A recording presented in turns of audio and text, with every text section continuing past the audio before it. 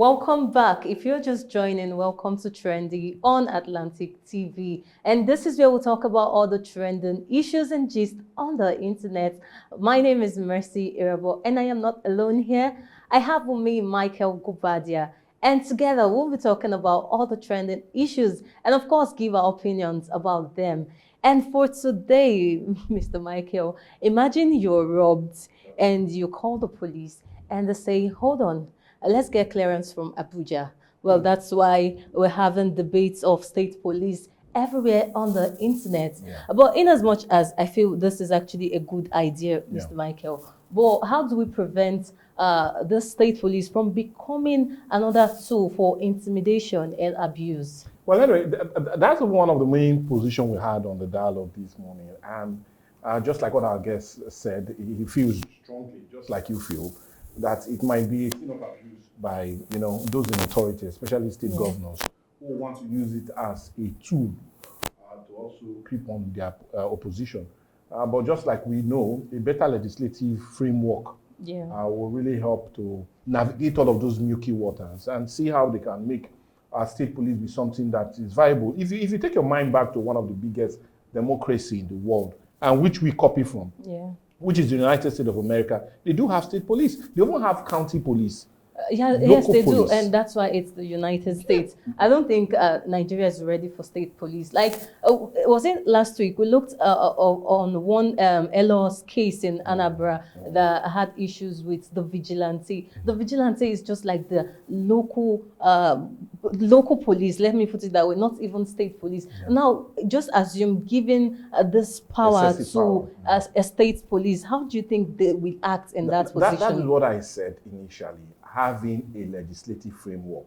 For example, those vigilantes, like we do know, they've been arrested and persecuted. Now, if you know that you are a policeman, either state or federal, and if you go contrary to the law, mostly immediately you'll be dealt with and you'll be brought before justice. Then you behave yourself. Even if you have a state executive that will want to make you do otherwise, knowing that the law is answerable to everyone, you behave yourself and you will not want to fall into such. So are you saying you're actually ready for state police just the same way President Bola Ahmed Tinubu said he is ready for state police? Are you also ready, Mr. Michael? The only fear I have is the issue of funding. How do we fund a state police when we cannot even fund a federal police, when the federation or those in federal seems to have the biggest chunk of revenue coming to the state, federal, and local? So that's where the problem lies. The federal government have not been able to fully fund a 377,000 strong police force in Nigeria. Talk less of having states that can barely pay the minimum wage of 70,000 naira now coming to fund security. Security is very expensive, just like education and health. But I feel if we need to get it right, we need to go towards the route. Okay, I think we also looked at this yesterday on the dailies, and I talked about funding, which you just mentioned. And also I talked about instead of this debate on state police, I feel we should talk more on reforming the Nigerian police force. That is what we need right now, because in as much as we are talking about the vigilante, we've heard of police brutalization, we've heard of everything happening, even in the federal level. So now tell me, are we supposed to be discussing about state police, or we are supposed to be discussing about reforming the police force? Well, the discussion of reform on the national police is still something that is a bit debatable, and debatable in the sense that the only constant thing in life is change. And change is reform. You keep reforming, addressing the tooting issues, dealing with them and all of that. And I feel it's a discussion that often supersede that of the creation of state police. It will always be a continuous process on reforms, better training, better positioning, restructuring the national police. But I feel, in all honesty, Nigeria is long overdue for the creation of state police. That's just my views. That's Mr. Michael's view. So to you watching, do you trust a state police, or you prefer the reforming of the Nigerian police force? Of course, you can engage with us on all our social media platforms, on Facebook, on YouTube, and on Instagram at Atlantic Media and TV. So, good news for Nigeria fights against hunger. The United States just approved $32.5 million as aid to support the fight against hunger, food insecurity, and malnutrition, especially in vulnerable communities like the southeastern and the northern parts of Nigeria. But the big questions that Nigerians are asking, not me though, is how truly is this money, how truly is this aid supposed to get to the people that are in need of it? Or will it just get lost in between government files? Not me asking though. Well, and also not me answering, no. What we do know is that this is not the first time we've had such funds. Yeah. That's even why the issue of USAID or USAID has come to a grounding halt, especially coming from the United States of America. When these funds are always misappropriated, they are being stolen by those that normally would. You see, the $32 million even for many is even inadequate in solving the large problem of hunger that is in the land. Just recently, it has been stated that among the 5 countries that will be faced with nothing but hunger, especially for underage children, Nigeria is running a uncomfortable fourth on that 5 list. And it's sad, and I know that's why the United States of America thought of, okay, let's see if we can do something, even if it's that little. But the little is the major problem, just like you said. Will it not go back to the pockets of corrupt political office holders, of corrupt civil servants that naturally should have known what to do? And that's why we're neck deep in hunger. Or would it go to those children in need, especially in the Northeast, that have been ravaged with a whole lot of conflict? We've actually seen AIDS like this disappear before. Yes. Remember the COVID-19 AIDS? And we're still having See, people now being, we do not even know how those things just grew legs overnight. So I still, well, let's believe in the country this time around. Let's just assume that this will get to the people that need this morning the most. And that's that for that. And of course, when they get it, I will sure update you. When they get it. Yes, when they get it, I will update you. So, Mr. Michael, there's this new addition that you start getting on at the fuel pump from 2026. And this time around, it's not biscuito, it's not sweet. It's the government tax, 5% government tax added to every liter of fuel you get. And this will be starting next year. So my question now is, Uncle President, you removed subsidy and now you are adding tax again. We are still trying to battle with the high cost of fuel. And you know the funniest part, Mr. Michael, whenever there's increments in fuel prices, it affects everything, including the transport fares, even food prices will just hike. Makeup. Everything will just skyrocket. And you are still trying to, if you really want the country to be better, I feel even fuel, you shouldn't even go close to fuel, because once you add any amount to the fuel, it affects everything in the country. So like this, Mr. Michael, is this a way that, because was it yesterday you were supporting the president when he said that we're actually getting, or we've actually completed the 2025 revenue for the year. So is this one of the ways he wants to actually achieve meeting revenue for the year, even before the end of the year? Is this how he really wants to achieve this? Well, I doubt this is the best way to go. You know, like you said, and in all honesty, just like what you stated earlier, petrol is the lifeline of Nigeria, both in the international scene because of revenue coming to us, and also when it comes to ordinary lives of Nigerians, fuel is a driving force in dealing with transportation, in dealing with the availability of energy, which is light. Fuel is a talking point. Like you stated earlier, in all honesty, I feel this is a policy that have to be rethought again by this very administration. I feel it's not the best way to go. We should be thinking of dropping the price of fuel rather than increasing it. We're happy that Dangote has come online. His refinery is doing a whole lot. He's even pushing some of those foreign refineries into extinction. But having a 5% tax on petrol, that is the lifeline of ordinary Nigerians, sir, is not the best way to go. It will definitely drive up inflation. It will definitely drive up unemployment. It will definitely drive up insecurity because more persons will have it in the back of their mind that they need to survive. Survival of the fittest is a natural phenomenon. And adding petrol or fire to the price of petrol is like burning all of us and making us not feel happy.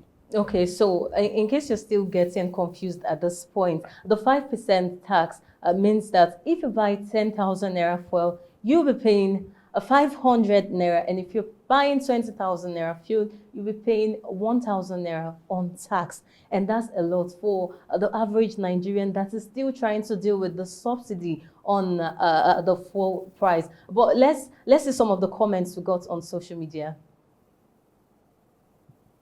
Yes, this is sad because Oyedele was busy condemning Buhari for green tax and sugar tax. Now he believes in forcing fuel tax. The man kept calling out Buhari administration for these taxes during his time. Okay, let's see other comments. They say the economy is stable. I think this person is referring to the statement of the president saying he has met the revenue and the economy of the nation is stable. And this one is just laughing because what exactly is this? How this government moved from paying fuel subsidy to taxation of petroleum products needs to be studied for people wanting the best for the citizens. Wow. Exactly what I just talked about. This one said, it's after laughing, annoying.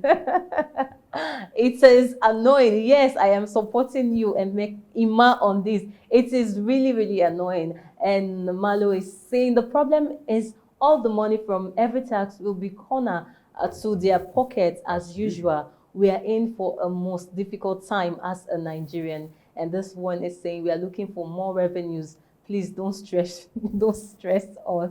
Okay, because you're used to freebies all your adult life. I said they're used to freebies. Okay, I didn't say so though. Almost for a country where the citizens provide for everything, this is going to be extremely burdensome. I hope this doesn't lead to an uprising. The policies are anti-people. Yes, it is, of course. So I think that's all we got on social media. So the people are not really happy. They're not really happy with this, Mr. Michael. And, you know, the government claimed that this will actually fetch the government almost 800 billion as a revenue every year. So, but my question is, do you have to place this burden every time on the average Nigerian? These people are just still battling with the inflation and all of that. And now they have to keep dealing with fuel. This is just terrible, terrible. I feel they should review this. Yeah. They really need to review this. We can't be paying taxes on fuel again, even after the subsidy removal. Well, that's Mr. Michael. So let's see what we have. Yes, yesterday I saw this footage of ex-soldiers on the streets. Yes, they came out again to protest. Please, let's get the footage.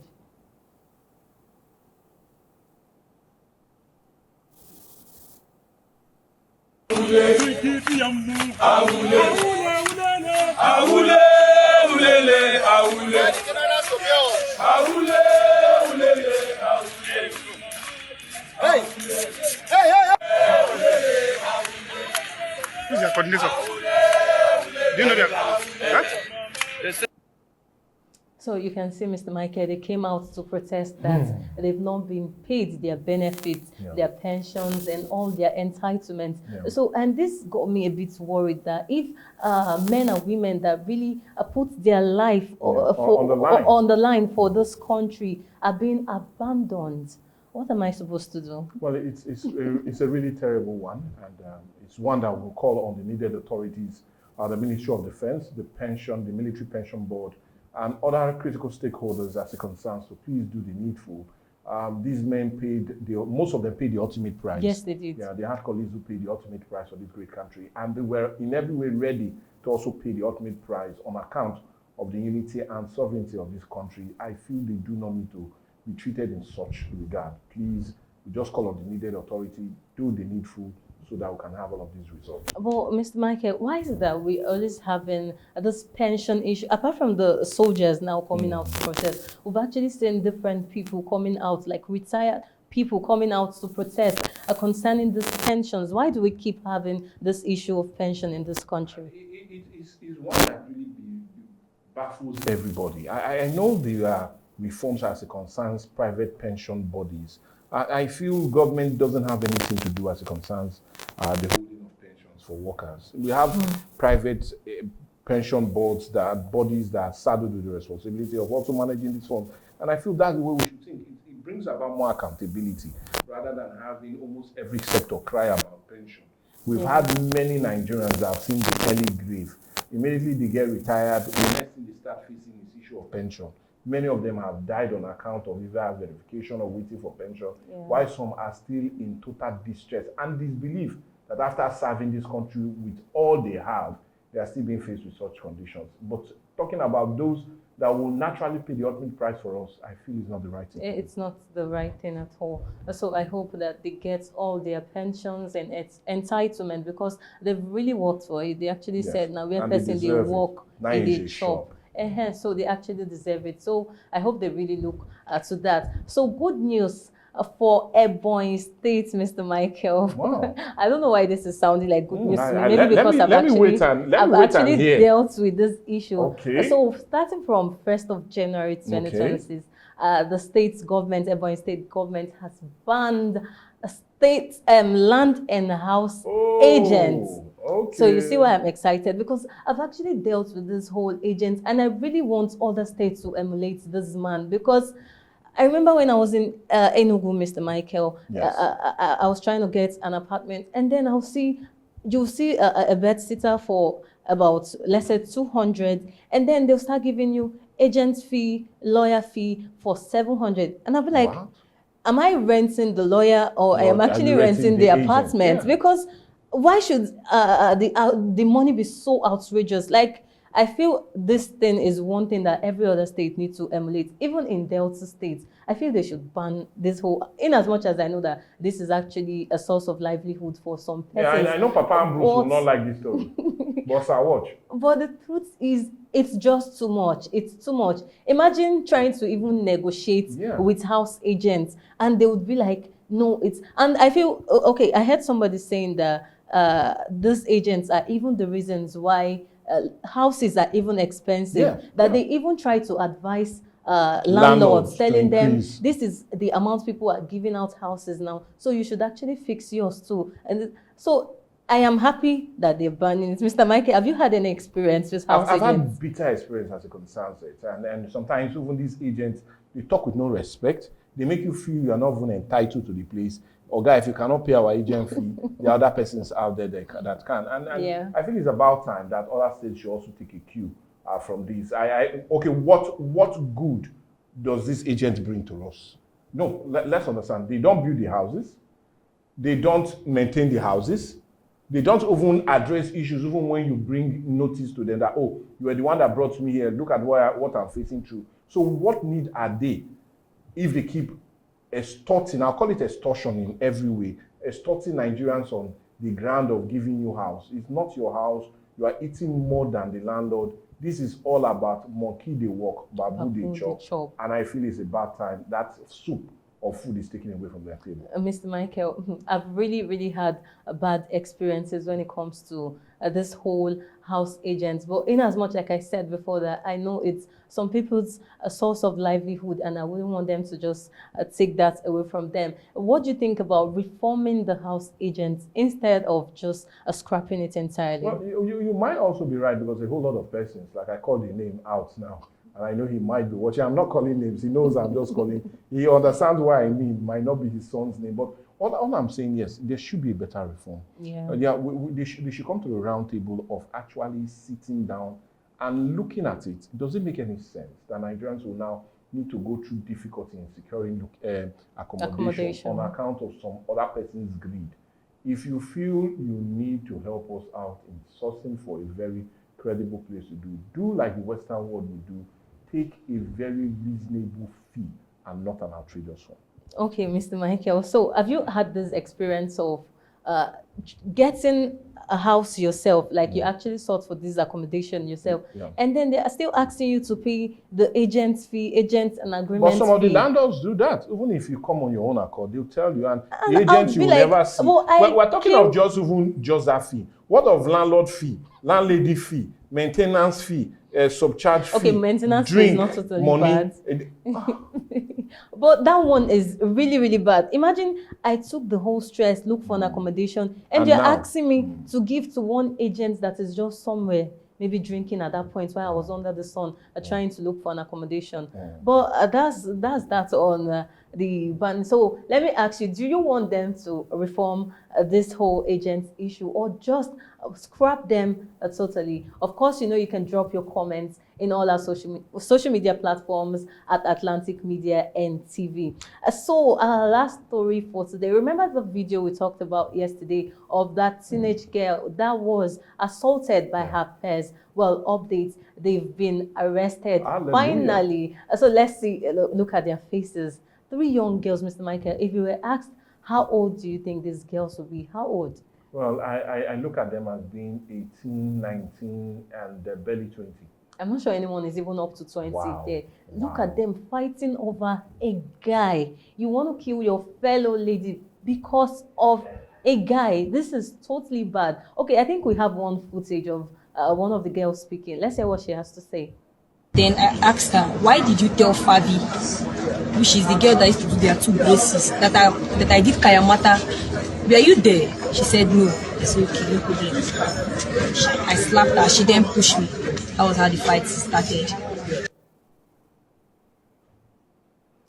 Okay, she actually said that they were high on alcohol. Like, she's actually pushing the blame to alcohol, Mr. Michael. And if I should ask, is it something that they should be bold enough to come out to tell the world that we were actually high on alcohol, we didn't know what we were doing? Now I know why we really have good results when it comes to JAM and WAEC. These children should be thinking of passing either their WAEC or JAM and going to higher institution. Not talking about drinking alcohol and fighting for a man that will most certainly not marry them. I don't understand. This brings us back to the issue of societal value. All of that seems to have eroded on the altar of modernization. What is this? At this age, these are still children. They're not yet developed mentally, physically, and indeed education-wise. Please, we should kick against such. These children, I'll still call them children, should be made to face justice. Yeah. If you are big enough to drink alcohol, if you are big enough to assault a fellow lady, Exactly. then you should be big enough to go to the correctional facility and serve your time.